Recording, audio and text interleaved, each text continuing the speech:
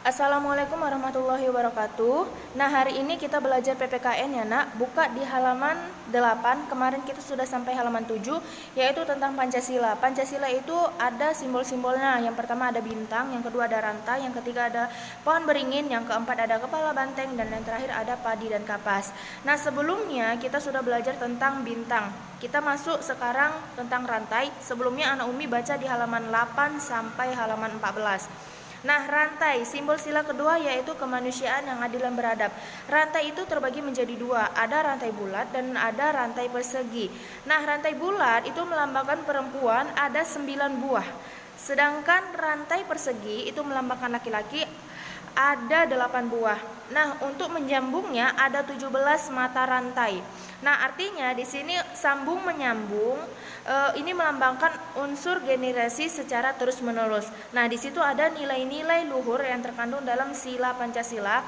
Yang pertama yaitu mengakui persamaan derajat, hak, kewajiban, dan antar sesama manusia. Ini kita sudah belajar ya, antara hak dan sama kewajiban. Terus apa? Menjunjung tinggi nilai kemanusiaan. Berarti kita tidak boleh semena-mena sama orang lain. Terus kita harus berani membela keadilan. Nah, berdasarkan nilai-nilai yang terkandung dalam sila Pancasila, itu kita harus bertindak atau bertindak baik atau mulia, itu merupakan tuntutan hati nurani kepada sesama manusia. Oke, kita lanjut yang ke pohon beringin. Pohon beringin itu adalah simbol sila ketiga, yaitu Persatuan Indonesia. Nah, kalian juga sudah pasti tahu kan tentang pohon beringin. Semua sudah tahu. Kalau misalnya akarnya itu akar pohon beringin itu sangat kuat. Dia berada di dalam tanah, artinya dia menjalar ke tanah. Sedangkan batangnya itu merupakan dahan pohon yang sangat kokoh, artinya yang sangat kuat.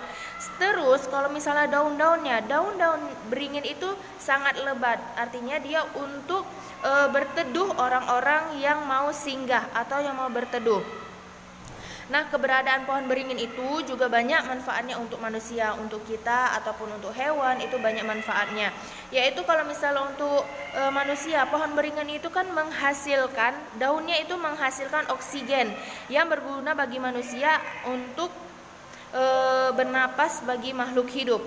Oke, nah selain itu tadi untuk oksigen, yang kedua adalah untuk berteduh, yang ketiga adalah bisa juga pohon beringin itu ada untuk tempat tinggal hewan.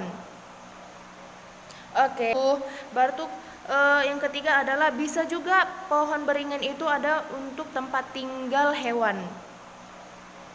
Oke, nah daun yang rimbun, batang yang kokoh, akar yang kuat yang menjalar ke tanah, itu pohon beringin juga melambangkan negara Indonesia yang menaungi seluruh rakyat Indonesia yang terdiri dari bermacam suku, budaya, bangsa. Nah, itu.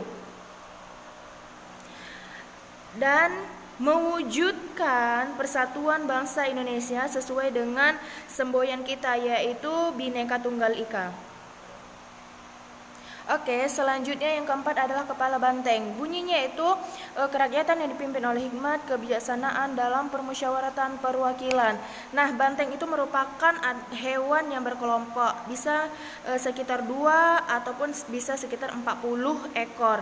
Nah, dalam satu kelompok itu dia suka bersosialisasi dengan temannya dan dipimpin oleh seekor banteng yang jantan.